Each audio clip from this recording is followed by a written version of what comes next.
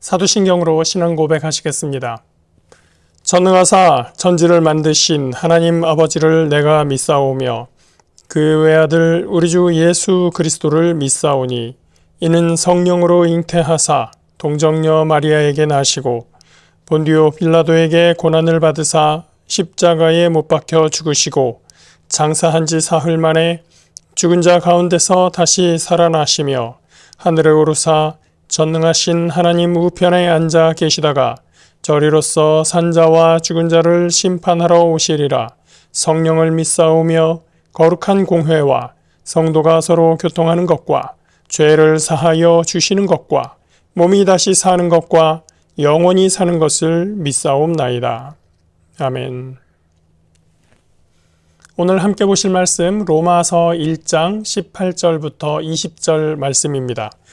신약성경 239페이지에 있습니다.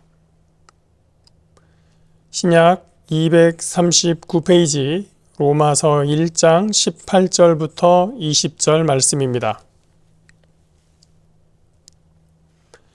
하나님의 진노가 불의로 진리를 막는 사람들의 모든 경건하지 않음과 불의에 대하여 하늘로부터 나타나나니 이는 하나님을 알만한 것이 그들 속에 보임이라. 하나님께서 이를 그들에게 보이셨느니라.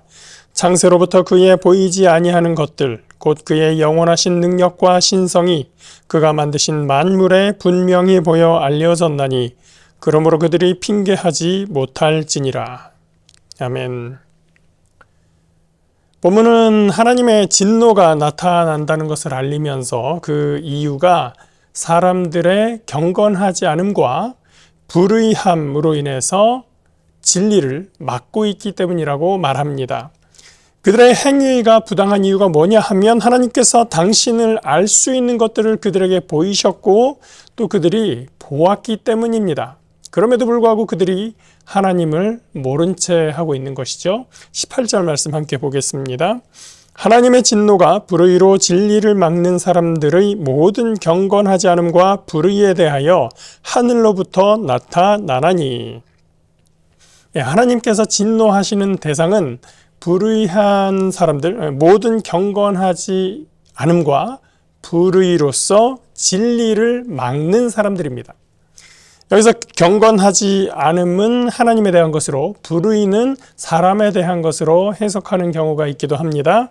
우리가 구약의 10계명을 보통 4계명까지는 하나님에 대한 것, 그 다음에 5계명부터 10계명까지 6개의 계명은 사람에 관한 관계에서 나타나는 범죄, 그렇게 이야기를 하는데 만약에 그렇게 이 부분을 해석할 수 있다면 모든 경건하지 않음은 4계명까지 하나님에 관한 것, 그 다음에 불의한 것은 사람들에 대하여 불의한 것, 이렇게 이해할 수도 있습니다.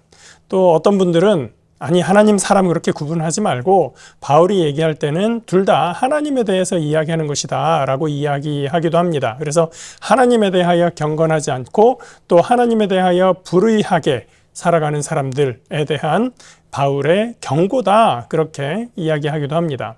어떤 경우든 간에 우리가 참된 신앙인의 모습에 있다면 발견할 수 없는, 우리가 하나님을 대적하는 사람들에게서 보이는 그러한 삶의 모습, 삶의 자세일 것입니다. 이렇게 하나님께서 진노하신다라고 하면 불편하다라는 그 표현을 하는 사람들이 있습니다. 아니 사람을 만들어 놓고 말 안 듣는다고 진노하다니, 아니 무슨 신이 그래? 라고 하는 거죠. 얼핏 논리적인 것 같아 보이기도 하지만 따지고 보면 무척 이기적이고 자기중심적인 이야기입니다. 톰 라이트라고 하는 분이 이 부분에 대해서 이렇게 얘기를 합니다. 하나님은 인자하시고 길이 참으시며 용납하신다. 그러나 하나님은 자신의 세계와 인간 피조물에 대해 대단히 관심이 크시다. 그래서 만일 세계와 인류를 더럽히고 손상시키고 파괴하는 행위가 있다면 영원히 지속하도록 놔두시지는 않을 것이다. 강간, 살인, 고문, 경제적 압제를 비롯하여 많은 것이 그러한 행위에 속한다. 하나님은 그 모든 것을 싫어하시고 그 모든 것에 진노하신다. 만일 하나님이 진노하시지 않는다면 선하신 하나님이 아닐 것이다. 하나님은 나무가 치명적인 병에 걸렸는데도 아무 문제 없다고 말씀하시는 그런 분이 아니다. 그러고 보면 우리도 나와 상관이 없는 사람에 대해서 분노하고 화를 내고 그러지는 않습니다. 만약에 저기 남미 어느 나라에서 마약 조직에 의해 어떤 사람이 살해를 당했다라고 하는 내용을 우리가 뉴스로 보았을 때 그 나라 참 무섭네 라거나 아니면 그 마약 조직 너무하네 라거나 또 피해자 안타까워서 어떡해 라는 정도의 생각을 할 수는 있어도 막 우리가 분노하면서 아니 어떻게 사람을 그렇게 할 수 있어 라며 막 마음에 불 끓는 것 같은 그런 마음이 들지는 않는다는 거죠. 그러나 그것이 만약에 우리나라 사회 안에서 발생되는 것이고 또 우리가 살고 있는 이 지역 사회 안에서 또는 우리가 알고 있는 사람 간접의 경험을 통해서 그러한 일이 있을 때 우리는 분노합니다. 왜냐하면 나와 관계가 있기 때문이죠. 하나님이 더욱 진노하시는 이유는 하나님께서 지으신 만물에 관심이 있으시고 하나님께서 거기에 관계되어 있기 때문입니다. 그리고 하나님께서 진노하시는 이유는 분명히 하나님께서 그 안에 나에 대해 계시해 놓으신 것이 있기 때문입니다. 나에 대해 알만한 것을 그 안에 두셨기 때문이죠. 19절입니다. 이는 하나님을 알만한 것이 그들 속에 보임이라 하나님께서 이를 그들에게 보이셨느니라. 스위스의 종교개혁가 츠빙글리라고 하는 사람이 이런 말을 했다고 합니다.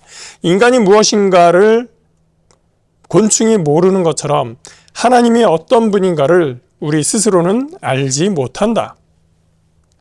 원칙적으로 이 말이 맞는 말입니다. 풀밭의 메뚜기는 인간이라는 존재에 대해서 알지도 못하고 의식하지도 못하는 것이 당연합니다. 메뚜기가 아무리 이해하려고 해도 인간을 이해할 수는 없습니다. 그런데 인간이라는 존재가 철학을 가지고 있고 사상을 형성해가고 그 역사를 통해서 무엇을 만들어가고 또 과학적인 연구를 하고 이런 것이 있다는 것을 접하게 된다면 어떨까요? 마치 사람이 우리 태양계를 넘어서 은하를 넘어서 이 우주 전체를 이해하려고 하는 것만큼이나 너무나 큰 엄청난 세계가 될 거예요. 그렇다면 그 우주를 지으신 하나님에 대해서 우리가 이해를 할 수가 있을까요? 우리가 그 하나님을 알 수 있을까요? 우리가 지구에 살고 있다는 것을 알고 있습니다. 그러나 우리가 과학 공부를 하지 않았다면, 우리가 자연 시간에, 과학 시간에 지구과학에 대해서 배우지 않았다고 하면, 그래서 우리가 지구라는 존재를 알지 못하면 지구라는 것이 있다는 것을 인식도 할 수도 없고 그런 게 있다는 걸 알 수도 없을 거예요. 누군가가 설명을 해줘도 이해를 못할 거예요. 야, 그게 말이 되냐? 라고 했을 거예요. 우리는 하나님에 대해서 이야기를 듣지만 하나님을 볼 수 없다고 불평합니다. 하나님이 어딨냐고 따져 묻기도 합니다. 친구들은 하나님을 보여주면 내가 믿겠다라고 얘기하기도 합니다. 그렇게 가볍게 거론하기에는 우리 하나님은 너무나 크신 존재이시죠.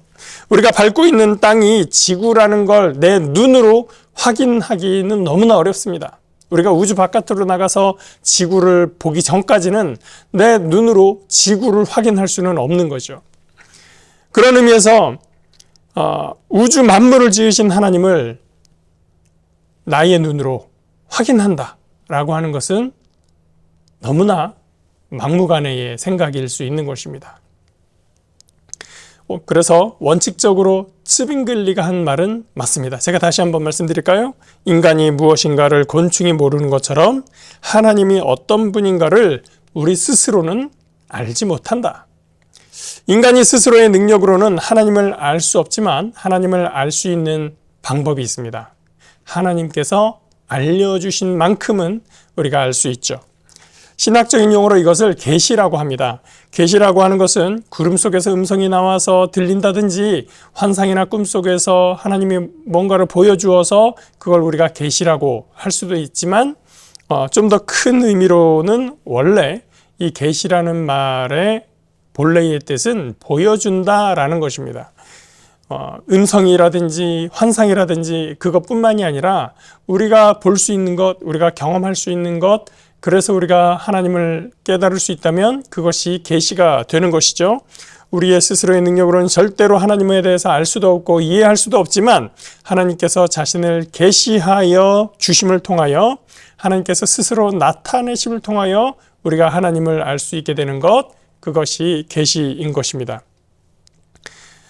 그 계시를 통해서 우리가 알 수 있는 것, 하나님의 존재, 하나님의 성품, 하나님의 뜻, 이런 것들을 우리는 알게 되는 것입니다.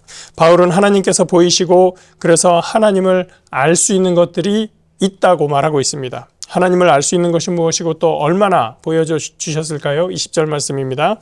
창세로부터 라고 이야기하죠. 하나님께서 세상을 창조하실 때부터 지금까지 하나님은 당신을 보여주셨습니다. 당신에 대한 무엇을 보여주셨나요? 그의 보이지 아니하는 것들, 곧 그의 영원하신 능력과 신성, 이것을 보여주셨어요. 어떤 식으로 어디에서 보여주셨습니까? 그가 만드신 만물에 분명히 보여 알려졌나니. 창세로부터 하나님은 자신을 보여주셨다는 거예요. 자신의 무엇을 하나님과 하나님의 능력과 신성을 무엇을 통해서 모든 만물, 하나님께서 만드신 그 만물들을 통해서 보여주셨다는 겁니다. 이것을 일반 계시라고 합니다. 그래서 어떤 사람들은 하나님께서 만드신 이 자연세계를 보면서 하나님을 경험합니다.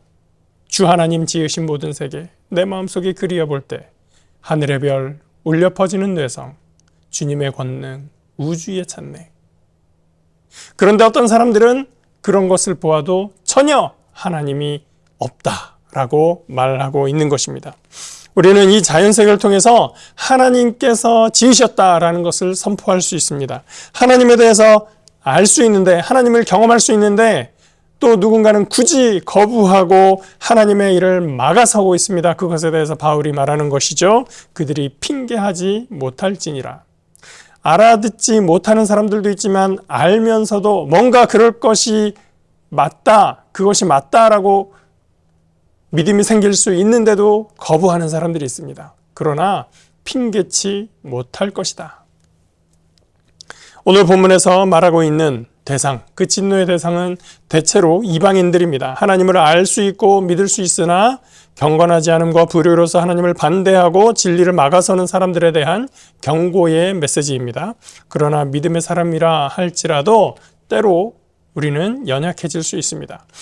하나님은 우리가 마음이 약해져 있을 때에도, 육신이 연약해 있을 때에도, 우리의 믿음이 연약하여져 있을 때에도 여전히 하나님이십니다. 한 번은 예수님께서 안타까운 마음으로 말씀하셨습니다. 누가복음 18장 8절 말씀인데요.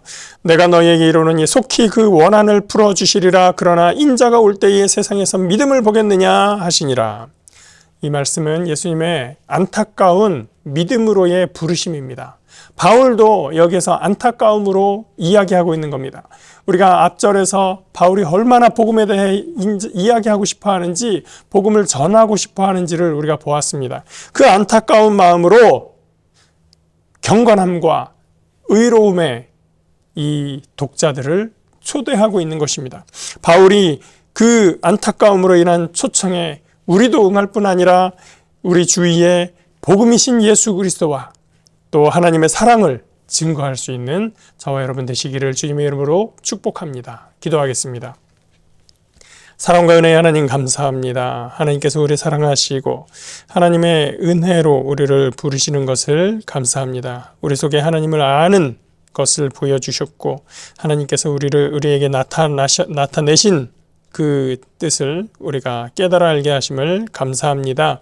하나님, 세상 속에서 주님의 말씀으로 인하여 우리가 굳건히 서며 주와 동행하여 승리하는 삶이 될 수 있도록 인도하여 주시옵소서. 그리고 바울이 그 복음을 전함을 열망하였던 것처럼 우리 속에 살아계신 예수 그리스도를 증거할 수 있는 마음이 불일듯 솟아서 세상에 하나님의 사랑과 예수 그리스도의 은혜를 증거할 수 있는 모든 주의 백성들 될 수 있도록 인도하여 주시옵소서. 감사드리며 예수 그리스도의 이름으로 기도합니다. 아멘. 하늘에 계신 우리 아버지여, 이름이 거룩히 여김을 받으시오며 나라가 임하시오며 뜻이 하늘에서 이루어진 것 같이 땅에서도 이루어지이다. 오늘 우리에게 일용할 양식을 주시옵고 우리가 우리에게 죄 지은 자를 사하여 준 것 같이 우리 죄를 사하여 주시옵고 우리를 시험에 들게 하지 마시옵고 다만 악에서 구하시옵소서. 나라와 권세와 영광이 아버지께 영원히 있사옵나이다. 아멘.